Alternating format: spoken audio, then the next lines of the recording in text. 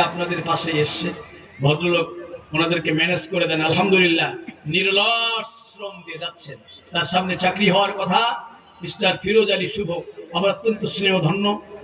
প্রেমাস্পদ ব্যক্তিত্ব আল্লাহ তাআলা যেন তাকে একটা সুন্দর হালাল উপার্জনের ব্যবস্থা করে দেয় আস্তে আস্তে বলেন আমিন বা আপনারা মানুষের ভালো চান না চান না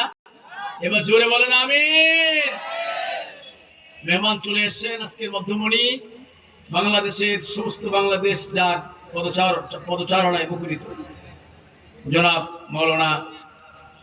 কবির বিন সামাদ সাহেব হাফিজাহুল্লাহ আল্লাহ তাআলা যেন ওনার জবানে আরো বরকত দেন আমি কিন্তু ওনার একজন ভক্ত বুঝতে পারছেন ওনার যে উপস্থাপনা আলহামদুলিল্লাহ আল্লাহ তাআলা যেন আরো বারাকাত দান করেন আমিন বললেন না আপনারা ও এবার বক্তার দেখে আমিন বলছেন না খুব চালাক আপনারা